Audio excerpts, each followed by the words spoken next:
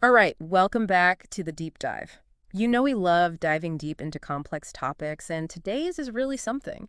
We're talking about AI art, which a lot of you have been asking about. It's certainly been making waves, that's for sure. Yeah, you've sent us a ton of really thought-provoking articles, listener questions, and even some examples of AI art itself, so it seems like a perfect time to do a deep dive into this whole world. Yeah, I think there's a lot to unpack here, especially when you start to consider what AI art actually means for creativity, for artists, and for the future of how we experience and value art. So where do we even begin? I think we should start by just addressing the elephant in the room. What even is AI art? Okay, so the easiest way to understand it is to imagine these AI art tools like supercharged collage machines. Hmm. Except instead of cutting and pasting physical images, they're trained on these massive data sets of digital images, sometimes millions or even billions of them. So they're like learning from this huge visual library. Exactly. They're learning all these intricate patterns and relationships between different visual elements. And then when you give them a text prompt, like say a robot playing chess on Mars, they use all that learned information to generate a brand new image that matches your description. So it's not like the AI is having some kind of artistic vision or inspiration like a human artist would. Yeah, not in the traditional sense. It's more about processing information and remixing existing elements based on what it's learned. There's a great analogy in one of the articles you sent.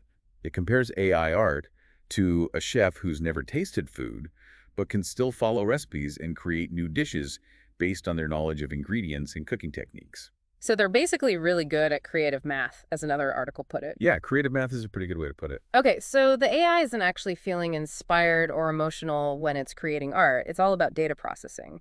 But then the big question is, can this kind of creative math actually lead to something we would consider real art? Can it evoke genuine emotions or have artistic value? Right, that's the heart of the matter, isn't it? Yeah. And it's where things start to get really interesting because there are a lot of different perspectives on this. Well, let's explore some of those different viewpoints. I know some of the articles were really excited about the potential of AI art. So let's start there. What are some of the good things that people are saying about it? Well, a big one is the idea that AI art could democratize creativity. Not everyone can paint or sculpt, but with these AI tools, suddenly anyone can generate really cool and complex images just by typing in a few words. It's like giving people the power to instantly visualize their ideas, even if they don't have traditional artistic skills. Yeah, and I think that's really exciting. One of the articles even talked about how some artists are using AI to brainstorm concepts for large-scale projects like murals or sculptures. They can quickly try out different ideas and see what works visually before they even start the actual creation process. That makes a lot of sense. But then, of course, like with any new technology, there are concerns, and some of the articles you sent definitely dove into those. What's the downside? Well, one of the biggest concerns is about the ethics of how these AI models are trained.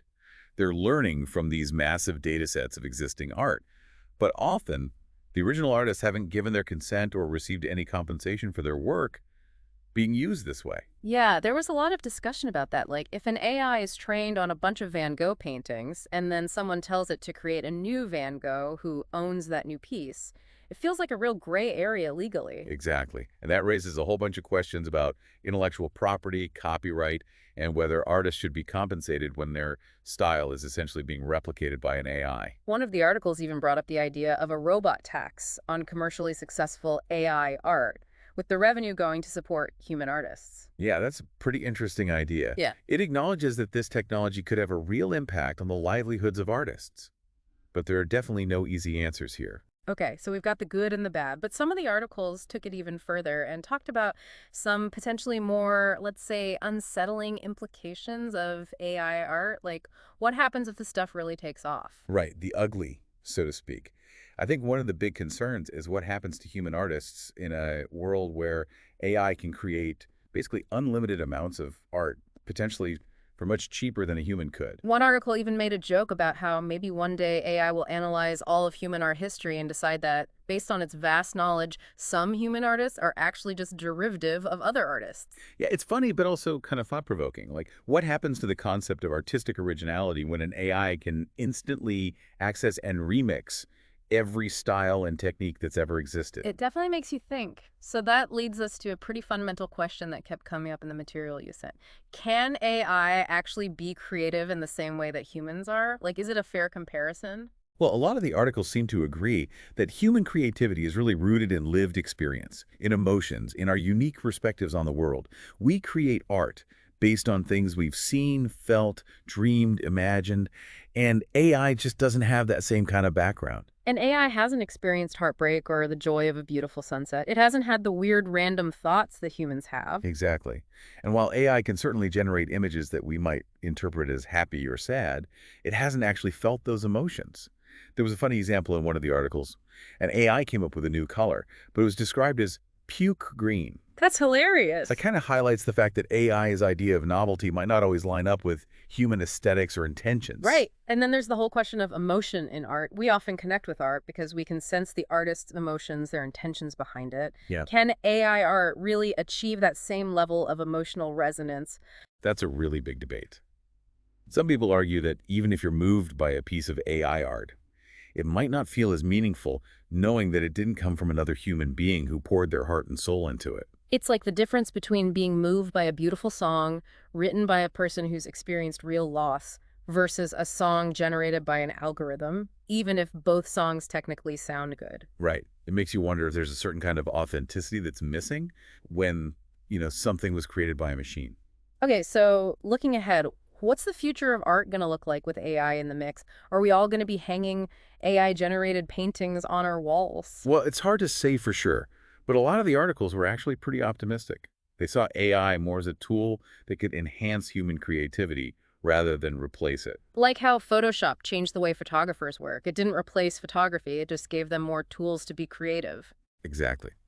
Imagine artists using AI to help them generate complex textures or patterns, or to quickly experiment with different styles.